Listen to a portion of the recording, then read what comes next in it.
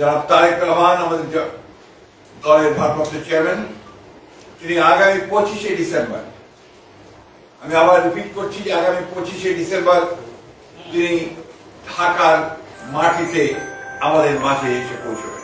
আমি আপনাদের অত্যন্ত আনন্দের সঙ্গে জানাচ্ছি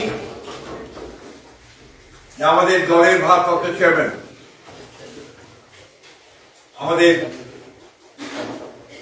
কোটি কোটি মানুষের সবচেয়ে প্রিয় মানুষ, যিনি দীর্ঘ প্রায় 800 বছর ধরে নির্বাসিত অবস্থায় রয়েছেন বিদেশে,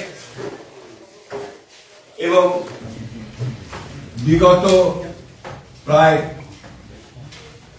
1 যুগ ধরে তিনি গণতান্ত্রিক আন্দোলনকে নেতৃত্ব দিয়েছেন এবং আমাদের দলকে নেতৃত্ব দিয়েছেন, এবং আমাদের যে গণতন্ত্রের উত্তরণের যে ছাত্র গণ অভ্যুত্থানের নেতৃত্ব দিয়ে আমাদেরকে সাফল্যের দ্বার প্রান্তে পৌঁছে দিয়েছেন। আমাদের সেই সংগ্রামী নেতা, এই দেশের গণমানুষের অত্যন্ত প্রিয় মানুষ জনাব তারেক রহমান আমাদের দলের ভারপ্রাপ্ত চেয়ারম্যান, তিনি আগামী 25শে ডিসেম্বর, আমি আবার রিপিট করছি যে আগামী 25শে ডিসেম্বর তিনি ঢাকার মাটিতে আমাদের মাঝে এসে পৌঁছবেন। আমরা দলের পক্ষ থেকে, সকলের পক্ষ থেকে আমরা তার এই আগমনকে শুধু স্বাগত নয়, আমরা আনন্দের সঙ্গে আমরা সমগ্র জাতিকে জানাতে চাই। এবং আজকে গণতন্ত্র উত্তরণের পথে যে সমস্ত বাধাগুলো সৃষ্টি হয়েছিল, আমরা মনে করি যে আমাদের ভারপ্রাপ্ত চেয়ারম্যান তারেক রহমান সাহেব দেশে এসে পৌঁছলে সেই সমস্ত বাধা দূর হয়ে যাবে।